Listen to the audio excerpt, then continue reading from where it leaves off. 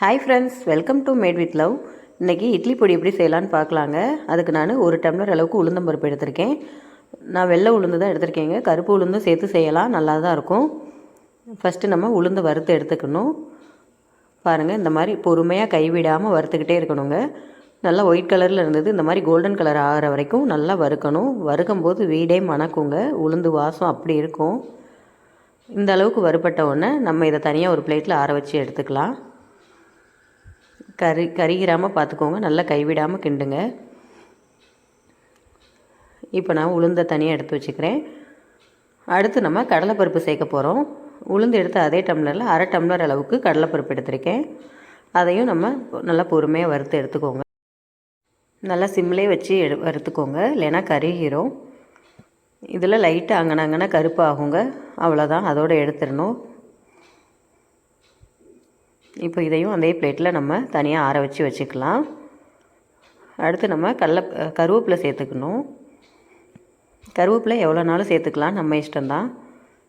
நம்ம வீட்டில் மீதி காய்கறிகள்லாம் வாங்கினது போக மீதி எதுவும் கருவேப்பிலை இருந்ததுன்னா நிறையாவே கூட சேர்த்து அரைச்சி வச்சுக்கோங்க.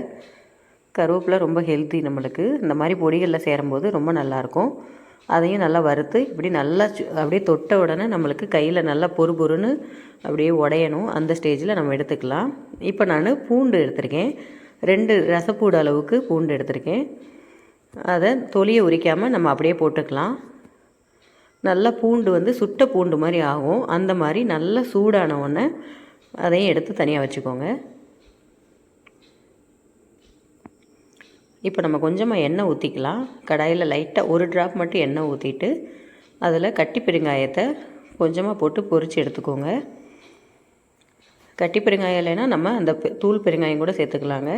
இது சேர்க்கும்போது வாசம் நல்லாயிருக்கும். இந்த மாதிரி கலர் சேஞ்ச் ஆனோன்னு ஆஃப் பண்ணிவிட்டேன். இப்போ அதே கடாயிலேயே லைட்டாக எண்ணெய் இருக்கும்போதே வரமிளகாய் சேர்த்துக்கலாம். ஒரு 20 வரமிளகாய் வரைக்கும் சேர்த்துக்கலாங்க. நான் இன்றைக்கி கொஞ்சம் கம்மியாக தான் சேர்த்துருந்தேன். ஏன்னா நம்மளுக்கு உளுந்து எல்லாமே கடலைப்பருப்புலாம் இருக்கும்போது காரத்தை நல்லாவே எடுத்துரும். அதனால் நம்ம கூட கொஞ்சமே மிளகாய் வத்தல் சேர்த்துக்கலாம். ஒரு 20 வத்தல் போல் சேர்த்துக்கோங்க. இப்போ எல்லாமே வறுத்து ரெடியாக இருக்குது. நம்ம அரைக்கணும், ஆறட்டும். கொஞ்சம் ஆறுறதுக்குள்ளே நம்ம இதில் கொஞ்சம் உப்பும் சேர்த்துக்கணும். அப்புறம் கலருக்காக நான் காஷ்மீரி சில்லி ஒரு 2 ஸ்பூன் அளவுக்கு சேர்த்துக்கிறேன். நீங்கள் வத்தல் காஷ்மீரி சில்லி வத்தல் இருந்தால் கூட அதை கூட சேர்த்து வறுத்துக்கலாம்.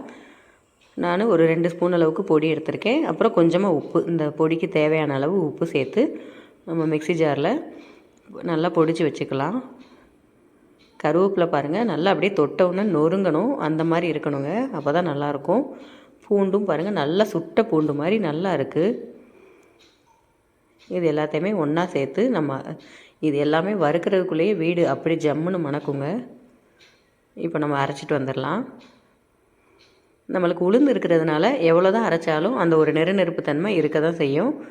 அதுதான் பொடிக்கு ரொம்ப டேஸ்ட்டாக இருக்கும். அரைச்சிட்டு வந்தாச்சு பாருங்கள், ரொம்பவே சூப்பரான இட்லி பொடி ரெடி ஆயிடுச்சு. கலர் நம்மளுக்கு வீட்டில் அரைக்கிறதுனால இந்த கலர் தாங்க வரும், எல்லோ கலராக தான் இருக்கும். ஆனால் டேஸ்ட்டு நம்ம கடைகளில் வாங்குகிற பொடி டேஸ்ட்டு அப்படியே இருக்கும். சூப்பரான இட்லி பொடி ரெடி ஆயிடுச்சு ஃப்ரெண்ட்ஸ். நீங்களும் இதே மாதிரி வறுத்து அரைச்சி உங்கள் வீட்டில் ரெடி பண்ணி பாருங்கள்.